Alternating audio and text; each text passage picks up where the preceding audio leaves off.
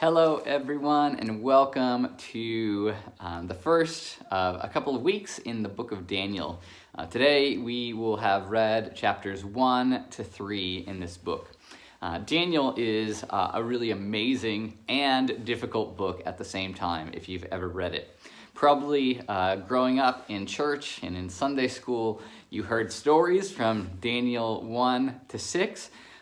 Stories that we tell our kids about Daniel in the lion's den or the fiery furnace. They're really amazing and kind of easy to understand but powerful stories. But then we also have a lot of strange and difficult prophecy, especially in chapters 7 to the end of the book, which are a very stark contrast to the kind of easy to understand stories of the first 6 chapters.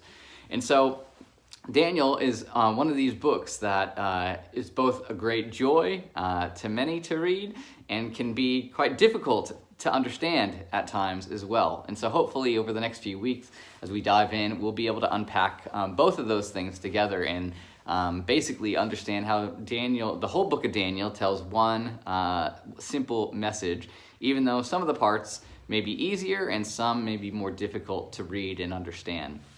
One of the big debates about this book is when it was written. And so the immediate context happens, we are told in chapter 1, when Daniel and his friends get taken from Jerusalem in the siege of Jerusalem in 605 BC to Babylon, where they are kind of put through the system of the Babylonian Empire to be essentially retrained and re-educated to be future leaders of Babylon.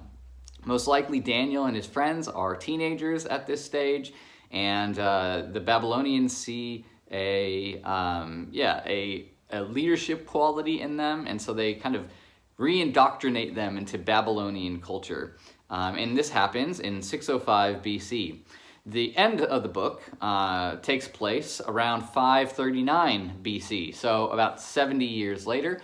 And we know this because there's an indication about a change of empires. So Daniel and his friends served mainly under the Babylonian Empire, but then by the end of the book, Persia had conquered Babylon, and they were kind of the superpower of the region at the time.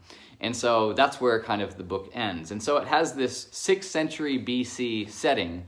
However, scholars have noted that, especially in the prophecy sections of chapters 2 and 4 and 7 to 13, that the events really model closely the events that were happening in the 2nd century BC in Judah, where the Greek Empire at the time had come in and they had conquered and they'd set up a king. His name was Ptolemy, who kind of represented the same kind of thing that Nebuchadnezzar was doing, that he came in and basically was forcing Jews to convert to the Greco-Roman culture and worship. He set up an idol in the holy place of the temple, the Holy of Holies, and ordered Jews to bow down to it and to do all these kind of things that were basically going against the grain, seriously, of the Jewish culture and worship.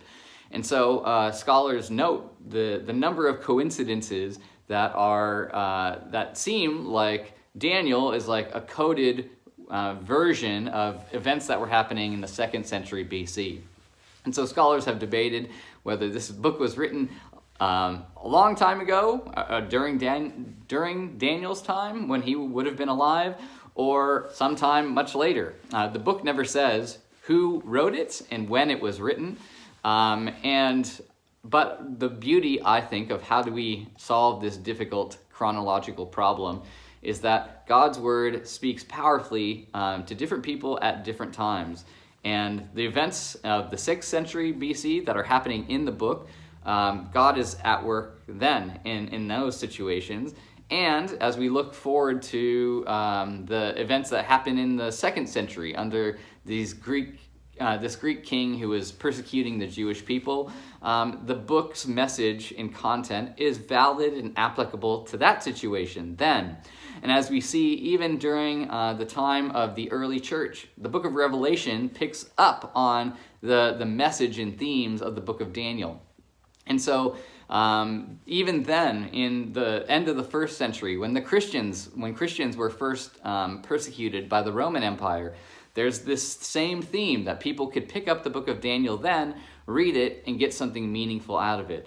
And I think throughout the centuries, that's the beauty of God's word, and that's the beauty of books like the book of Daniel, that you can pick it up and read it in various times in history, and the message is still true. And what is that message?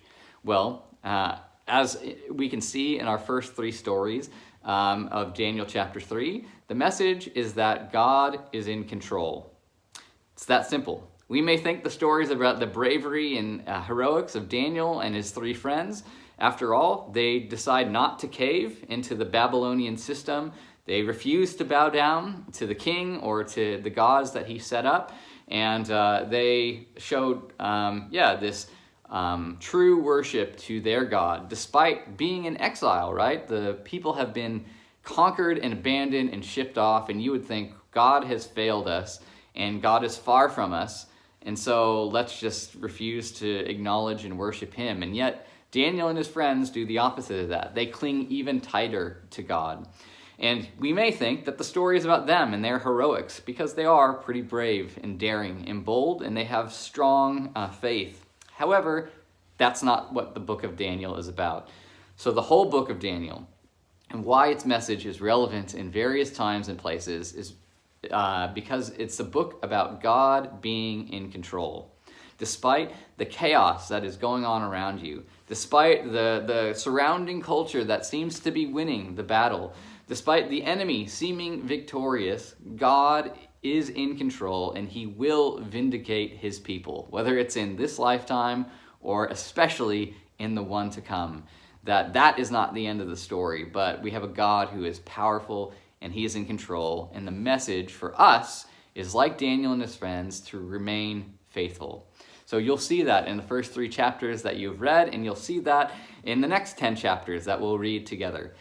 So I hope that you can kind of take that to heart as you dig in, and whether it's the easy part or the difficult part of Daniel, just tell yourself, this message is about God being in control, and the takeaway for me in my faith is that I ought to remain faithful to him despite the chaos that is going on around me. So I'll leave you with those thoughts today, and we'll pick up more next week in Daniel's 4 to 6. See you then. Bye.